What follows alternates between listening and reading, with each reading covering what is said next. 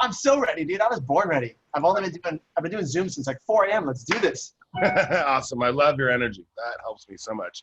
So a while back, where we were in Seattle, like 6 months ago, Jesse did the most amazing presentation on what he calls friendworking. And I was in such awe that I've been begging Jesse to do classes here and there on it. But this time I wanted it forever on my YouTube channel, on my podcast, and something that I can send to everybody. And I just love that. So I appreciate you, Jesse. Can you give us the 30-second version about yourself? And I'll go ahead and say, you know, for the record, Jesse is one of the nicest people on the planet, one of the smartest people on the planet, one of the best business partners you could ever dream to have, and just a real pleasure to know and love. And I got to be lucky enough to hang out with them for probably over 10 years now. So Jesse, give us a little bit about your business relationship with us, or a little bit about your business in your past, and then let's jump right into friendworking. Yeah, but, well, I will tell you first before I talk about me. I want to say nice things about you because everyone watching this really knows who you are. And Mike, you probably have one of the biggest hearts of anyone on this planet. I'm just going to tell people, it took me a minute to figure that out. Like sometimes you open up and like you're like, oh look, you have this big heart. Sometimes it's like, I don't know if people get that about Mike, but I want everyone watching this to make sure they know, like you do. You care more about people and you care more about agents getting it than anyone I've ever met. Like you have the biggest heart of anyone on this planet. So from you saying I'm a nice guy, I really do appreciate that. I love you, man. I love it too, dude. So my background, I've run a sales team in San Diego for about 14, 15 years. I've run an independent brokerage for like 14 years. I sold my independent brokerage a year and a half ago in order to join Mike at EXP. I still have my sales team. My team consistently does about $1 million in GCI. And to those of you who are watching this who don't have a big team and don't care, right? Big deal, whatever. I sell a lot of houses, okay? What matters to you guys is I'm obsessed with leverage. I'm obsessed with duplicatable systems that bring duplicatable results. And there's only 3 ways to leverage. We can talk about another topic, but this morning was literally Mike and I were hanging out in Seattle, right, dude? We're up in Seattle, and I gave this presentation, and I'm writing a book called Friendworking. And I've given this talk like 3, 4 times now, and just to kind of figure out how to orient everything before I write the book. And Mike was like, dude, that was like the best thing I've ever seen. I'm like, really? Because I'm a nerd. Like I geek out on Mike's podcast. Like I'm the one who's like, I'm running that. I'm like running. I'll have Mike in my earbuds and like, he'll say something. I'll be like, I have to stop. And I'll be like, I hate you, Mike. I have to like take notes on what you said because it was so good. So there's like this mutual love fest going on, right? So this thing is called Friendworking. And it came from a lot of things we had back in the day when there were REOs. And there was a lot of things that I did that helped me make connections with the banks that helped me sell a couple hundred houses a year. So Cliff Notes version, that market's coming back again. And some of these things I'm going to teach you might actually help. But in addition to that, even if you never want to sell a bank-owned home, the things I'll teach you in Friendworking will help you make more money in less time, connect with your clients, connect other accounts. It'll help your business all the way around. If you're single, it might even help single people to change that status if they want to change it. It might help married people stay better married. It's pretty bold statements for a 45-minute training, right? Yeah, no, and I just want everybody to know how important this is because it is real. Like whether you're recruiting for your team, whether you're trying to be big in your community with community outreach, it just takes networking to the next level. And you know, I'm always one of those guys that's going to do something, do it right. I'm going to pause you right there, though, Mike. This is the tagline of the book, so you're going to see it. It's Friendworking, and the tagline says, "Stop networking, start friendworking." So when Mike just said networking, Mike does networking right. But when most people say networking, what does that mean to most people, Mike, when they say networking? I don't know. I just picture an awful suit and business cards in my hand, and ugh. But yet you're one of the probably people would say the best networkers on the planet. You don't do it that way, right? No, because we do friendworking. you do what I'm about to teach, and you just do it naturally. And now we kind of reverse engineer what you already do and teach people how to do this, right? So the reason people don't like networking is when you have an agenda. So let's say I wanted Mike to do something with me. Mike, let's just make something up. What do I want you to do with me? Let's say I want you to introduce me to one of your friends who's in the film industry who was connected to the Santa Clarita Diet. True story, right? That was a real story. Remember guys that show, the Santa Clarita Diet? And my wife was obsessed with that show. I actually was too after a while, but my wife was so into it. And I didn't realize it until after it went off the air that it was literally filmed next to Mike's house in Santa Clarita. like around the corner. In my front yard. In his front yard. So let's pretend we're back in the day before the show was still on air. And let's say I had a goal that I wanted Mike to introduce me to someone from the Santa Clarita Diet. And let's say that we were not as good friends as we actually are, because Mike and I are really good friends. I could literally just text you and be like, bro, can you introduce me to them? And what would you say? Absolutely. Because we're already friends. But let's say we weren't friends. If I came to you, Mike, and I had this agenda, and you could smell from a mile away that all I wanted was for you to introduce me to these people that were shooting a video in your front yard, how would that make you feel? Does it happen to you? Yes. So when it happens to you, what do you do? Like, how do you respond to those people? I just say, oh, I signed some paperwork. I can't do that. Sorry. Okay. So not only do I not get what I want, not only do I make Mike feel like a jerk, because Mike wants to help me because he's a nice guy, but he can't help me because he's now like, ugh, it just feels weird. And I've hurt our relationship because he can tell I'm so transparently want something from him. But now, those of you listening to this might be thinking, but Jesse, I really do want something from these people. That's okay. It's okay to have an agenda. I want you to focus on something else first, building this connection, which is I'm going to teach you how to do it today. And then you're actually going to end up getting what you want and everyone will be excited about it instead of the opposite way. Does that sound good, Mike? Yep. Let's do it. All right, let's do this. So I've got a hard stop in about 40 minutes, and then I'll let you wrap it up for the rest of the time. Is that cool? Cool. Yep. All right, let's do this. Oh, you got to, let's see. Can I share my screen? Yeah, I can. I hope so. Yep, I got it. All right, so you see the screen? Yep. Oh, how pretty. Look at that. I'm going to jump back and forth. This one, Mike was giving me a hard time. He's like, what are you doing this weekend, bro? You got to be relaxing and chilling or working on your presentation. Like, I thought this thing done forever, okay? I did this thing up in Northern California a while ago. I did it for a Club Wealth event. I mean, I really am writing this book. Like, I'm just doing it again to dial it in. So here's my Friendworking presentation, okay? Friendworking. This is the true story of how I made over $1 million making friends. And I will jump back and forth. I'll take off the slide screen share. Mike, this doesn't have to be me talking at people for an hour. You can jump in and engage with me. We can do it that way, or you can just listen. Yeah, let's have a conversation about it, because every slide makes me think of a story in our past that I can say this is true. And here's when and why and where it happened. Totally. All right, so true story. Made over $1 million making friends. Okay, this is some of the potential covers for the book that I was playing with. This doesn't really matter, right? You see right there, stop networking, start friendworking. Okay, that is real. Then I also had this other one, which I was playing with for a while, Confessions of a Professional Friend Maker. But we decided that one was not, the focus group of my wife decided that was not the appropriate cover, so we moved on from that one. All right, so stop networking and start friendworking. Let's go on. Here we go. I told you my background already. All right, stop networking. What is friendworking? I gave you guys a little of this already, right? We already talked about what is networking. Do I need to cover this one again, Mike? Are we pretty good about why we're going to stop networking? No, we're good, man. Move on. Okay. Go friend making. Why all your clients can be your friends. So this is step 2. We're going to go friend working, right? I used to get a text at 6 a.m. every morning, which said, which one do you want? Do you remember this story, Mike? Do you know what this one's about? Okay.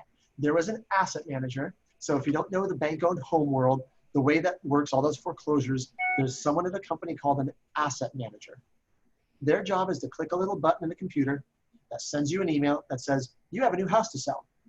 It was literally that simple. Those of you who do listing presentations and you go out and you like prospect and you market and you door knock, okay, in the world of REO, it's literally as simple as you open up your email and it goes, you have a new house to sell.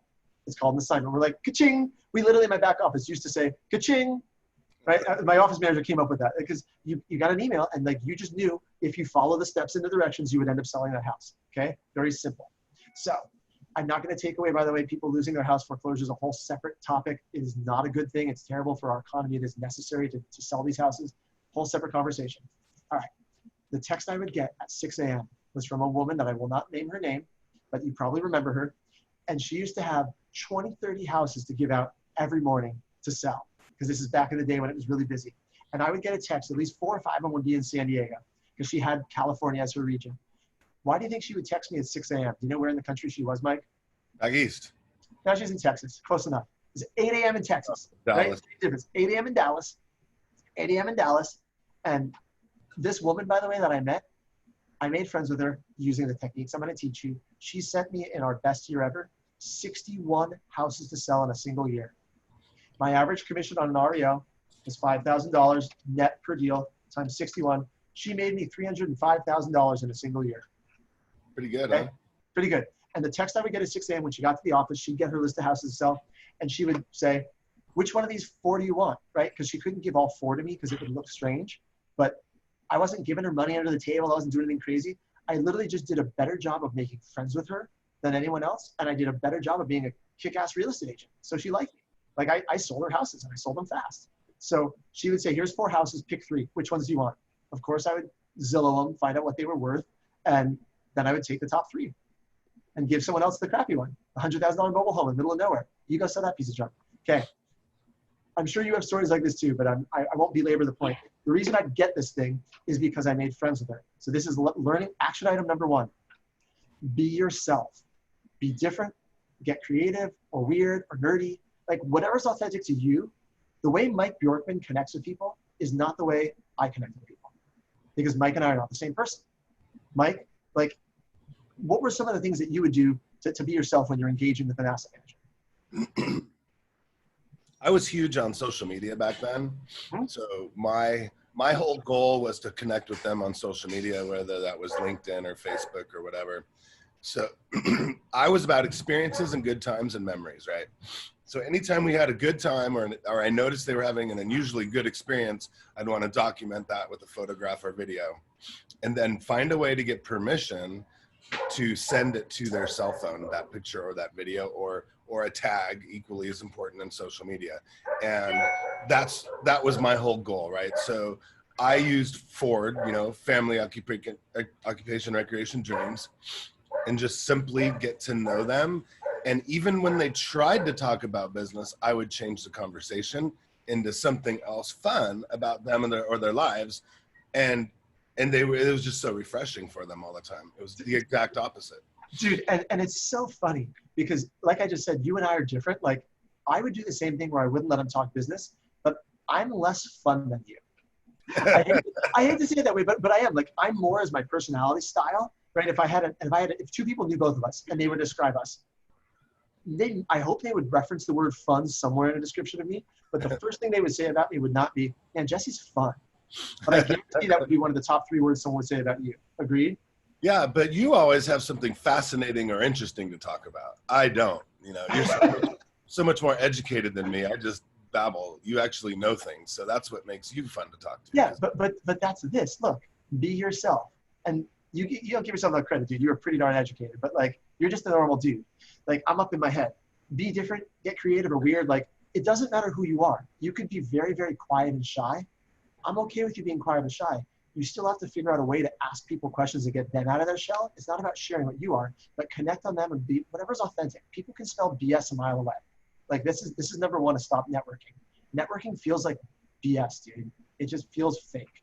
In this day and age, you can't be fake. So here's some stuff that I used to do. I used to send gifts to people. And I would never send expensive, fancy gifts. It would be like something that was appropriate for the company policy. So if you're working with big corporations, make sure you're within their gift-giving guidelines.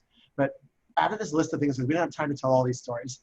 We can make some more videos later. I can tell some of these, but I once sent an oxygen mask from an old airplane to a client. I gave a guy literally the shirt off my back. We put together a conference readiness kit. And I also dropped off hundreds of Staples Easy Buttons. Okay, and then I also have one other marketing one I will tell you. But of these 4, do you remember all 4 of these, Mike? Yeah. Okay, which of these 4 should we start with? Should we tell at least one of them? The Easy Button's pretty funny, but is the book in here? Yes, next one. But so one of these 4, and then I'll do the book. Is our CD in here? No, but we can talk about CD. How about the shirt off? How about the shirt off my back? Should we tell that one? Because I don't even know if you know this story. This is from a nightclub. Do you remember this story? No. Okay. I remember the story, but I wasn't there. Okay, so this guy, the way, guys, the reason I'm telling you these stories, 1, they're fun. It's just going to be a fun story. But 2, I want you to start getting your brain going because a lot of you are more creative than you give yourself credit for, and you'll look for opportunities. There's a book called The Go-Giver. The Go-Giver illustrates a lot of this where it's a give first before receiving. But this is kind of a fun thing. This is you'll see kind of how I'm weird. Because I'm weird. I'm not normal. It's okay. I'm embracing it. So, and this particular thing probably made me $100,000 at least, if not more. I don't care about the money. It's just a way to keep score. So I ran a nightclub at an REO conference. It was at the JW Marriott in Palm Desert. Mike, one of your favorite places on earth, right? We were downstairs at the nightclub, which is only kind of a nightclub. It's like a big room with lights and a DJ. It's not really a nightclub. It's called Costa's. Mike, what do you think of Costa's? What do you think of Costa's? I love that place. Like they got tables and bottle service and like it's but it's not really a nightclub. But it feels like a mini club, right? But we would book out the whole stage for us and Yeah. have ropes and security. It was a way different experience than what Oh, you're oh yeah, I mean, it was fun. So there's a bouncer out front, there's a guy, and we're going in with one of our clients. So we're at this conference, a bunch of agents from our REO networking group, DS Pros, and a bunch of asset managers. And one of the asset managers is walking up, and he's only wearing, like, literally he's wearing like a wife beater, like one of those like undershirts. Why? I have no idea. He wasn't trying to kiss anyone's butt, so he just didn't care. He already had his job, and we were trying to kiss his butt, so he could wear anything he wanted to. So we pull up to the front of oh, maybe he had like a t-shirt on with the wife beater underneath. We pull up to the front of the club, and we literally had booked out the entire club, right? We have bottle service and all this sort of stuff. And the guy at the front, he wouldn't let him in. He wouldn't let our client in. He was like, sorry, you got to have a collared shirt. We're like, bro, there's no one else in this club except for our conference. No one cares. You're really not going to let him in? And he's like, nope, sorry, I can't let him in. And instead of sending him back up to his room to get his shirt, which I knew he would never come back down. Like, you someone back up to get a shirt at 9 or 10 o'clock at night, they ain't never coming back, right? I was wearing a button-up shirt, much like the one I had on, with an undershirt on. So I literally said, hey, so-and-so. I won't use his name right now, but you know this guy. Hey, so-and-so, do you just want to put my shirt on? He's like, are you serious? I'm like, yeah, I got an undershirt underneath. And I somehow, like, my undershirt was okay. I don't remember why. But he's like, cool. So I gave him the shirt off my back. Like, literally gave him my shirt, gave it to this guy. We got into the club, which is pretty cool from a bonding standpoint to have your client wearing your shirt. This is where it gets really cool. He got back after the end of the night. He's like, hey, you want me to give you a shirt back? I'm like, you wear it back up to your room. He's like, no, here, take it. So he gave me the shirt back, and I went, and 2 days later, we got back to the office. I went online, and I found a miniature version of the same shirt I was wearing, like a little kid-sized shirt. And I FedExed it to him with a note inside that said, hey, dude, the dry cleaners did something weird when I cleaned the shirt you wore. It's not going to fit me anymore. You can keep it. He took this shirt, and he stuck it up on his cubicle wall with the note from me. It was up there for like a year. Every single other person in that office saw this shirt, got to hear the funny story, got to hear about Jesse Zagorsky, the agent in San Diego that did this funny thing. Like, I was just being a weirdo, but I knew exactly what it would do when it went up on his wall, right? I didn't even think he'd pin it up on his wall. Like, that was just a bonus points. Do you get the power of this, Mike? Oh, yeah. Okay. So I won't tell the other stories here. There's plenty more, but let's do one more fun one. This is a marketing piece with an 8-year shelf life. That when I asked Mike, what were these things here that, which I should tell, the one he wanted me to tell is this one. So Mike, read the title of this book. The Scratch and Sniff, A Day in the Life of an REO Broker by Jesse Zagorsky. This is really a real book. I wish I had a copy sitting next to you. I probably do have one in the drawer I could show it to you. Let me see, there's one right here. No, wrong drawer. Anyway, I'll find it later. I've got stacks of these still. It really is Scratch and Sniff. It really is like it rhymes, like Dr. Seuss. It's got funny pictures. My wife did all the artwork. It took me like a day to write the words, and it took her like 3 months to paint the pictures because we painted the pictures, struck them down. Okay, this book right here, Mike, sat on people's desks for months, years. I did a second printing of them. I had people take them home to their kids and show their kids, hey, this is what mommy and daddy does at work. Check this out. They sent me videos of their kids. Do you ever have a marketing piece that you gave to someone and that they texted you a video of their kid playing with your marketing toy? Right. Like, I can't even quantify how much money I made from this single marketing piece. And I did it also for our DS Pros in a group, but like, this is a piece for me. Like, this is, and you see, by the way, David Golden on here. Do you know David was the editor of this thing? Yeah, I remember we had to put his name on there somehow. Yeah, so David Golden, who's our business partner at EXP, right? David Golden is the editor, and he really was the editor because I wrote this at like 2 in the morning at the NRBA conference. We were staying in a hotel in Colorado, and I'm like saying these funny lines. Like, it's like, if there's discoloration, that's when you call for remediation. Like, we're writing these really stupid rhymes, and David's like helping me edit them, so he's the editor. Anyway, all right, lots of highly experiential things. This is part of Friendworking, and I'll tell you the formula why. I'm going to give you step-by-step how to do this, guys. If you are not as creative as me, that's okay. I like creativity. It's my jam. If you're like, I could never think of stuff like that, think this way. Think experiential things. Think things that you can do that are non-monetary, that create a connection and a perceived value. We did a ton of catered lunches. We did a ton of taking people out to dinner. We did lots of nightclubs because Mike and David Golden love nightclubs. I've never been to a nightclub in my entire life, Mike, before I met you guys. I didn't. I played in bands since I was 14 years old, right? Like, look, I've got a guitar right here. I can play guitar. We can sing songs. I was always in rock clubs, but I was literally never in a nightclub because I was like, yeah, they're cheesy, not my thing. They're super fun. I didn't realize how much fun they were. But like, these are things that normal people would never do in their normal lives. And when you're the one who connects them to that experience, like, check this out. This is a giant party on wheels. This is a picture of one of the buses we rented. We pulled up to a conference where everyone else in this industry was like suit and tie, button down, taking them out to golf and super serious. And we show up to the front of this conference with a party on wheels and we just suck out. Remember this, Mike? How many times did we do this? We would I was trying to remember if that was the Miami bus or the Dallas bus. I don't know which one that was, but like we would literally take every single client, like everyone at this event would be looking for these people. And we would suck every single one of them out onto our party bus. And what would the brokers do? They would just go wonder where they're going.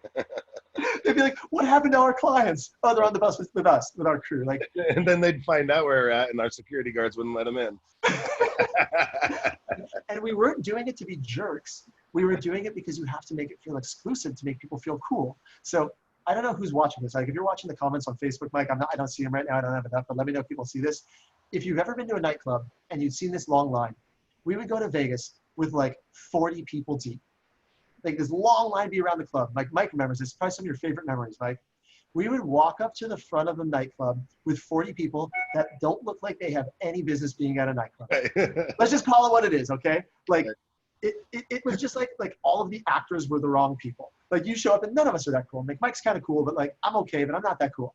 Like, but everyone in line, all these 20-year-olds would look at us and be like, who are they? Because you take 40 people, they wave you into the front of the line, they take you right inside. People are like, okay, I want to know who those people are.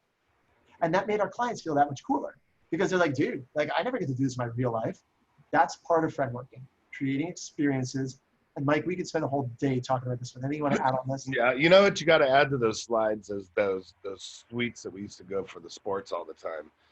I hated that, right? Because I hate sports, but I sure love a suite and an open bar and a all-you-can-eat buffet inside the suite.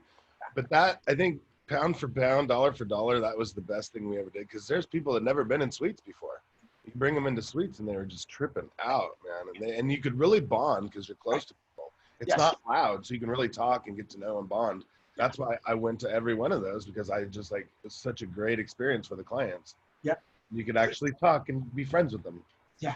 All right, so that's the framework. Now I've got 20 minutes to tell you what to do once you get face-to-face, because that's just half the battle. What Mike just said, the suites at the baseball game or the football game or whatever, they weren't even that much. They didn't cost that much, by the way.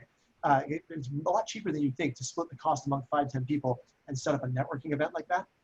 But what we found is when you're actually there talking to them, it's what you say and specifically how you build that connection. That's where the magic happens. And that's what I'm going to go over like right now in 20 minutes or less, the exact how-to. This is the part that blew your mind, Mike. You ready? So I didn't know how to explain it, and I definitely couldn't teach it. Like I just did it because I did it naturally. Same with you, Mike. Like you just did this stuff because it's how you're wired. Maybe you learned through trial and error, but like you just did it, right? Okay. I found this book called The Like Switch by Jack Schaefer. Take a picture of this, write it down. If you're part of our world, by the way, guys, I know there's people from every brokerage on this call, correct, Mike? Yeah. We love all brokerages. We love all agents. This is not an EXP sales pitch. If you are already at EXP though, send Mike a message and like I can get you the cliff notes. We have some audio copies that are like the summaries of this book in case you don't want the whole book, but it's super cheap on Audible. Okay. Like just go buy this book, get a copy of this book some way, somehow. Okay. Have you read this book yet, Mike? No. Okay. But you've heard the cliff notes from me, right? Yes. I feel like I've read it and I could teach it. That's all you need. That's all you need. So Jack Schaefer used to recruit spies for the FBI. And he reverse engineered how he was able to connect with people and basically turn them against their own country. Like it says right here, an ex-FBI's agent guide to influencing, attracting, and winning people over. Like if this guy, when national security was on the line, can break down how he does it, you can probably learn something there. And Club Wealth, by the way, I found this book through Club Wealth. Club Wealth at one point bought a copy of this for every single one of their coaching members. Pretty cool, isn't it? Like that's how I found it. So speaking of books, oh, this is a stupid joke. I'm going to skip past this because this won't work. Well, no, maybe it'll work over Zoom. Let's try it. All right. Speaking of books, guys, here's a special gift. Yeah, it doesn't work. It doesn't work when you're on Zoom. If you're sitting in a live room, I'd have you look under your chairs and pretend there's gum there, but you'd all know there really isn't gum there. All right, moving on. Never underestimate the power of free stuff, guys, in creating a friendship. Why do you think I just told you a minute ago that if you're already at EXP, go ahead and reach out to me so I can send you a free copy of something to get you dialed in. It's creating a relationship and a connection. Like this is like, we're doing this from obviously a recruitment standpoint, but I'm not trying to recruit you. You're already at our company. I just want to do something nice to build a connection. I just want to do things that are going to help you. Never underestimate the power of free stuff in creating a friendship. All right, be authentic. That's rule number one. We already talked about be authentic. Here's the exact formula. This is from the like switch. We're going to break this down, the friendship formula. I did not create this. This came out of the like switch, but I figured out how to apply it to stuff we do in real estate. Because the like switch is not a real estate book. It's just a general sales book. Here's how we do it. Okay. You can use this with buyers. You can use it with sellers. Do you know what a channel account is, Mike? Do you use that term? No. What do you call an account where you meet one person and they give you a lot of business? Like do you work with, like your charities, divorce attorneys, probate attorneys? I would just call it an institutional contact. Okay, institutional contact. So I call it channel account. Mike calls it institutional contact. It's really good with people like that because some of these things you're going to see, it's a lot of work. And you don't want to do this with a one-off buyer who's going to buy one house and be done. Like you can do it there and it'll help you bond with buyers and sellers, but you want to leverage yourself where you're going to create a one-to-many thing, right? I use it with recruiting agents to my team or my brokerage all the flipping time, okay? And those of you married, you can use it with your significant other. If you're single, by the way, Mike, is this a family show? Like, can I say people who are single? Do whatever you want, baby. Cool. So if you're single, use these things I'm going to teach you for peaceful purposes. I'm going to tell you right now, okay? Do not manipulate. We can use it to persuade, maybe even only when their interests are aligned with your interests, but it works for anything. All right, here's the formula. Write this down, guys. Take a screenshot. Relationships, that's any relationship, a business relationship, a friendship, a romantic relationship, whatever. They equal frequency multiplied by proximity times duration times intensity. I'll say it again in case you're just listening to the audio only. Relationships equal frequency times proximity times duration times intensity. And I'm going to break down each one of these things. Any questions before I dive in, Mike? No, this is perfect. All right, cool. All right, frequency. This is how often you see someone. Okay? When we had the REO clients, it's literally that simple. Why do you think I got on an airplane and I went to, and every month I'd go somewhere? This is before I had kids. Those men and women who traveled with me back in the day who had kids, I have no idea how they did it because we were on an airplane all the flipping time. It was also before Zoom. If Zoom would have existed then, I probably wouldn't have been on a plane as much because Zoom is able to give you frequently showing up with someone just the same way as you do in person. It's not quite the same, but I will give a slight detour here. Do you know the term, Mike? This is where you say I'm always, educated. There's a fancy term called a parasocial relationship. Do you know that term? No. Okay. It's basically like, you ever binge watch any TV shows? No. No? You don't binge watch TV shows? No. Do you ever watch anything on TV? We did finish Santa Clarita Diet. Okay. So by the time you were done with Santa Clarita Diet, did you feel like you were kind of friends with the characters in the show? Oh, absolutely. Absolutely. Okay. That is a parasocial relationship. What that means is as your brain watches someone on a screen, so people watching us right now, let me do this so they can see us big. People watching us on the screen, their brain is lighting up if we did an MRI in almost the same way it would if we were sitting face to face with them. High five, Mike. Which side am I on for you? Are you over here? Right? High five. Okay. It's like we're hanging out with people right now. People who are on your agent mechanics coaching week after week after week, if they heard your voice from across a room without seeing you, I guarantee they would get a feeling of like, ooh, cool, I know that voice. And if they recognize it as Mike Bjorkman, they'd be like, dude, that's Mike Bjorkman. And they would feel like they knew you, even though they've never actually talked to you. That's the parasocial relationship. So in terms of frequency, using Zoom and using podcasts and other things, you can get in front of people without actually visiting there, but there's still nothing like in the post-COVID world. I don't know how often face-to-face is going to happen, but back in the day, it used to always be face-to-face. Mike used to use social media. So real. And one way to show how real that is, if you guys have ever seen on the news or those Dateline shows, stalkers that fall in love with celebrities, they for reals are in love with them and they feel the feelings mutual and they lose their mind because they are so obsessed with watching them on TV and shows and video that they truly actually fall in love. And if you were just on the phone, that wouldn't happen. If you were, typing back and forth, that wouldn't happen. So the brain doesn't understand the difference. The brain has no idea if you're really in front of me, Jesse, or if or if you're standing right next to me or on Zoom. My brain doesn't know the difference because I'm still looking at you, listening to you, watching your tonality, and it's crazy. But here's the thing, so we don't scare people to not do this. This doesn't create stalkers. Just to be clear, the people who are stalkers, there's something wrong in their brain. Like it's what would normally create a friendship, they take it a little further and right. So, but yes, it is exactly the thing, Mike. I don't want to scare people and be like, I'm not going to do what Jesse's saying. No, I don't want to be stalked. I don't want to be stalked. Right. All right. So Mike used social media to dial up the frequency, and we won't cover it today because Mike has training after training after training. But you can use social media to show up more often in front of someone. Have you talked, Mike, in one of your agent mechanics you had about Facebook Live? Oh, every single one of our social media trainings talks about it. Okay. So the reason you guys want to go Facebook Live is because it's like a billboard. Like, how much, Mike, would I have to pay in your town to put up a billboard? What do you think? $3,000 a month. Okay. I would have to pay $3,000 a month to put my face on a billboard. How often would you see that billboard? Never. Once a month. Right. Once a month. Facebook gives you a way for free to put a billboard up in front of them that they can't not see. Facebook Live forces your pop-up in most people's feed that you're connected to. They don't have to click on it. It's still a billboard because they don't have to engage with it. They're seeing it whether or not you know they're seeing it. More people see you when you go Facebook Live than you could even imagine.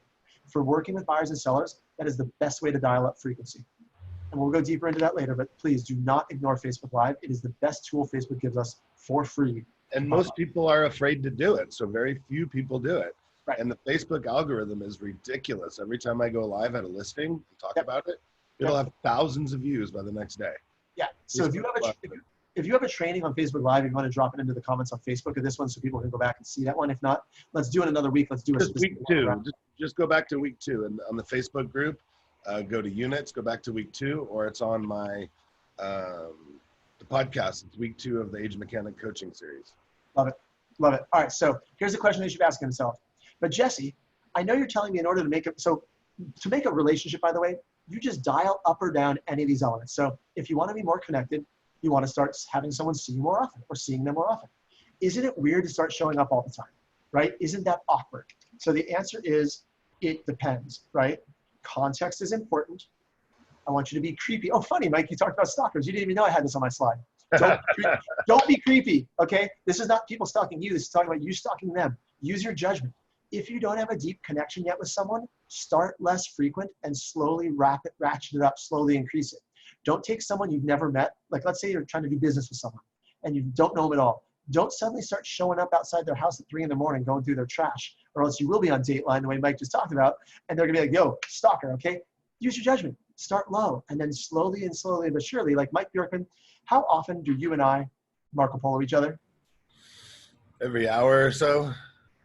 Like literally. And do we also send text messages and Facebook messages on top of Marco Polo? Yep.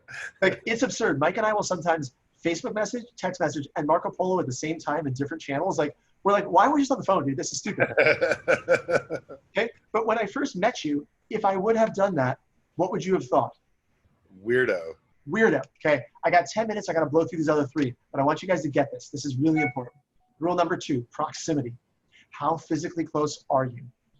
And I used it a little bit on frequency, but this is the same thing here. This is really where that whole binge watching TV shows and getting connected with people, right, makes sense. You can use video to fake it on the brain. How physically close are you? Being there face-to-face helps, but those of you who've ever gotten onto a phone call with someone or a Zoom call where they had the video shut off, I don't even want to do it right now for the sake of time, but if I shut off my video, those of you watching would suddenly be like, oh, where'd he go? And as soon as I turn my video on, you'll be like, ah, he's back. Try it as an experiment. You will feel it. You will feel the difference. Get on video. Use video text. Use Marco Polo. Use video. I cannot say it enough. It's part of the friendship formula because you can't drive to see everyone in person. In this COVID world that we live in, and I know someday COVID will go away and people listen back to this and be like, why is he talking about COVID, okay? But right now it is time sensitive. In this COVID world, you can't be face-to-face. Use video instead. It will fake proximity. But there is something called the law of diminishing marginal returns, okay? Let me go back.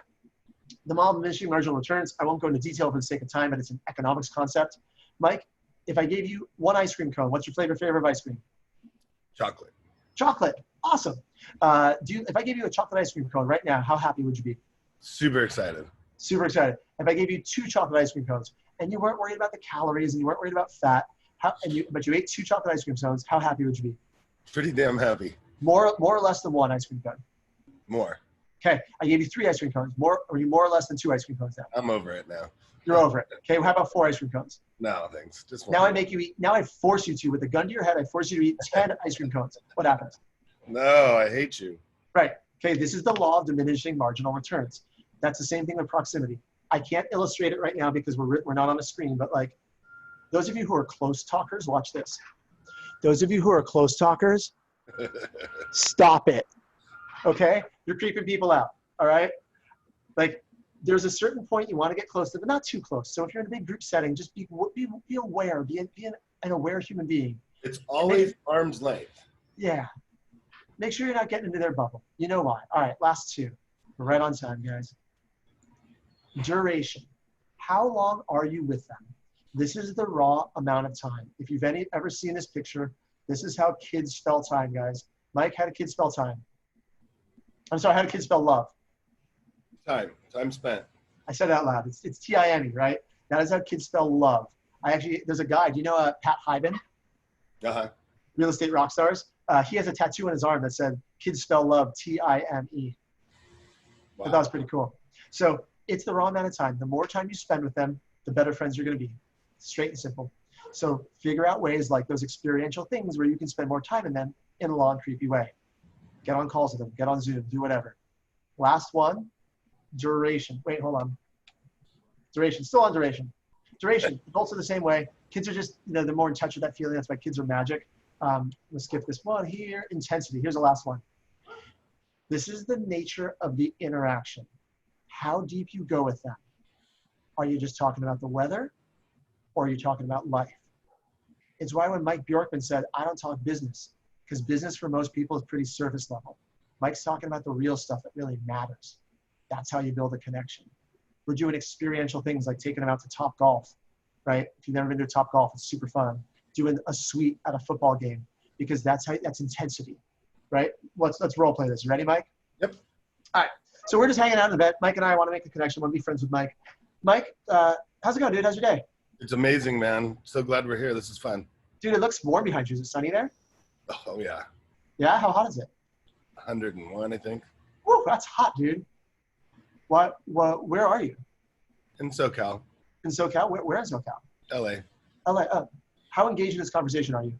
This is awful. Right. I'm already bored. Okay. So I don't ever like to be bored myself. And Mike is surely dying. Now let's watch the same thing again. Right? Ready? Dude, Mike, it looks hot where you are. Where are you? I'm in Los Angeles. You're in LA. Oh, are you close to your house? I'm at my house. Are you right? Dude, your background looks amazing. So all right. So last time you took a trip, you're in your house now. Where was the coolest place you ever traveled? Probably Puerto Vallarta. Ooh, what was in Puerto Vallarta? Jungles, meet the beach, good food, good people. Dude, that's rad. How many have you been there often? 5 or 6 times probably. Ooh, that's cool. So jungles, beaches, everything. What's your favorite part of Puerto Vallarta? Oh, just the boating's really nice. The water's warm. It's just an easy, few-hour flight from LA. Are you a big boating guy? Yes, very big boating guy. Okay, so what do you own a boat or just rent a boat? No, we're still looking for one. Okay, well, if you could wave your magic wand and buy a boat, what type of boat would you buy? A Sunseeker. I know nothing about boats, but Fancy Italian yacht. Is the Italian yacht? Mm-hmm. Dude, where would you take that? Everywhere. Everywhere? How much would it cost? $3-4 million.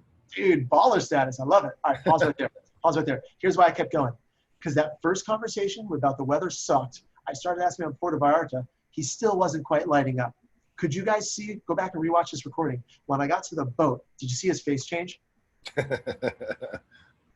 How did it feel, Mike, when we started talking about the boat? Yeah, now it's something that I want to talk about. Okay. He didn't really care about Puerto Vallarta. I just randomly picked the topic.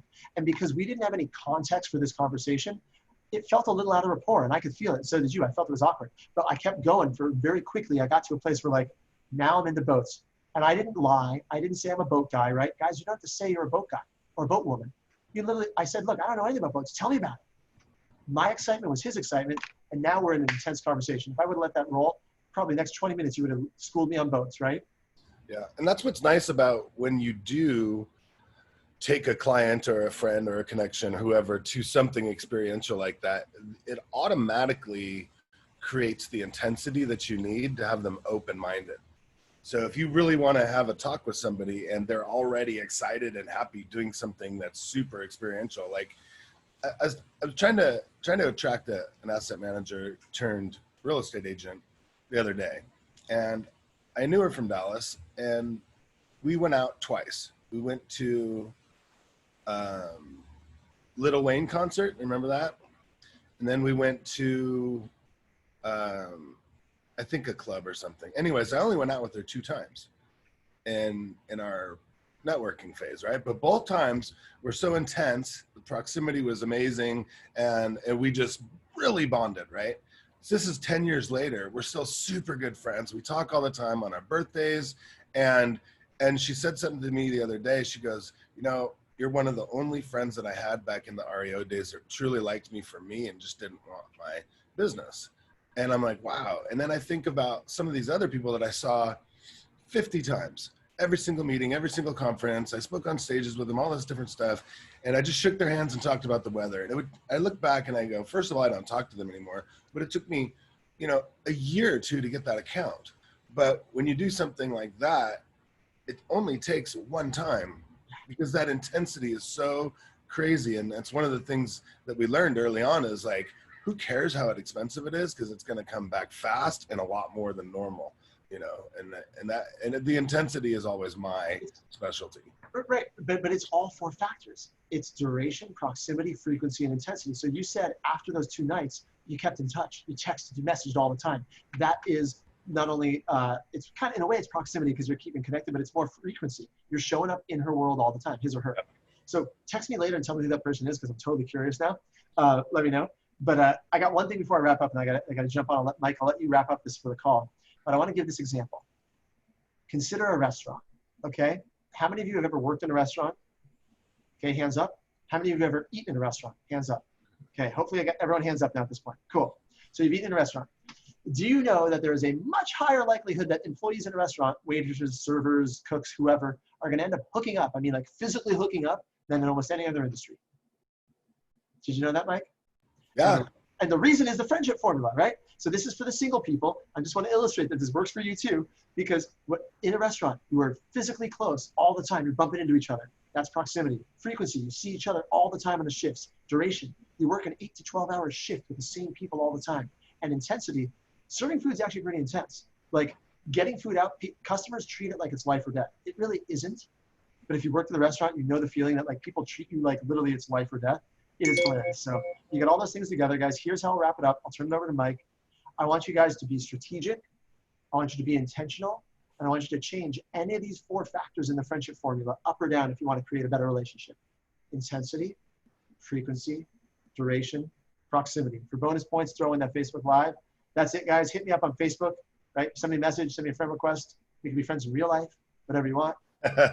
Mike, right, I'll keep going for a few more minutes, and I'll just make sure we put a little bow on this. Jesse, thank you. I love you. Everybody, stay on. I'm gonna wrap this up for you guys in the next few minutes. So a lot of times the hard part is people say, "Listen, Mike, I don't know what to say to these people. I want to have an intense conversation. I want to have an authentic conversation, but I just don't know what to do." And if you were listening in the beginning, we talked about Ford, right? That's just the easiest way. It's the easiest thing was for me to remember: family, occupation, recreation, dreams. And people go, well, I don't know how to really put that together. So I'm going to try to put that together for you guys. It's really simple. So if I was to meet a asset manager, since we were talking REO days, I would ask them, hey, where are you away from your family? Because we're at a conference, right? Oh, I'm so sorry. You have a little 3-year-old at home. We talk about their family. How cool. What do you guys do for fun as a family? What do you do on your days off? You know, we already kind of know their occupation. So if they're an asset manager, I don't want to talk to them about business, right? And then when we could talk about recreation, what do you guys do for fun? And then dreams. It was hard to talk about their dreams, right? And I always say, what are you going to do when you retire? Are you going to stay in California? Are you going to stay in Dallas? What do you really want to do? Like, what's your end game? And then that's where people go, oh man, you know, we have this lake house up in Michigan. I really want to go on this lake and stay there. And the nice thing about listening to other people is they get to talk about themselves. Now think about it. These are all the things they love or passionate about. Their family, they're talking about their family, their occupation, you know, their recreation. We work so hard so we can do something fun. And then the dreams. Who doesn't want to dream a little, right? Like I'm talking about my yacht. It's a dream. But when Jesse starts talking to me about it, I could feel it, I could see it, I could visualize it. Now I can talk with Jesse a lot more. If you don't have practice or you don't have a plan in your mind, you will be one of those stuttering idiots that are just annoying. Like I've had people come up to me and just kind of like verbal diarrhea, you know, they're just blah, blah, throwing up on me. I'm like, I know you're trying to have a conversation, but where are you going with this, right? So if you could just remember family, occupation, recreation, dreams, and just follow it and just let people talk to you, they will really like you a lot more because they are actually talking about themselves. And most people like to talk about themselves, and they will have a deeper connection with you because they've been more vulnerable with you. Once somebody's more vulnerable with you, the relationship just gets better and better because they know, like, and trust you now. Once that person starts trusting you and they are open and more vulnerable, you can have deeper conversations that are not a threat to them, and especially if they trust you. So then if they trust you personally, they're going to trust you business-wise. And that's the end game, usually in a business relationship. And hopefully we turn them into friendships, but sometimes they're kind of forced. But usually if you let people talk about themselves and truly listen and understand and absorb what they are, you will open up to them more too. You go, okay, Jesse's not as weird as a guy. Like when I first met Jesse, he was like a robot, right? Just and I'm like, what? Do you do anything fun? He didn't drink, he didn't smoke, he didn't eat meat. I was like, dude, like I'm so opposite of you. But then as we got to know each other, I found out he surfs. I found out he plays guitar. I found out he gets to do karaoke like nobody's business. Like, and then it started to be fun for me. So then I was extracting the fun things out of him. And then we became best friends, like over the years, because, you know, we were authentic and we did have a working relationship, don't get me wrong. And we still do to this day.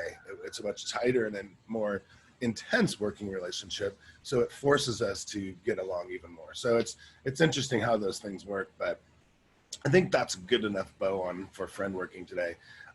Just remember, when you are at a networking event, say I'm a friend worker, not a networker, and truly go into at that level. And I would recommend you guys all read that Like Switch book. I have the cliff notes of it. That's why I'm not reading the whole thing. I can't stand reading books that long, but that's it. So I hope you guys enjoyed today. It'll be a big game changer in your personal life and your business if you take it to heart, practice it. You know, because if you don't practice it, it's kind of hard when you do go up to somebody who's really, really impressive or really, really important.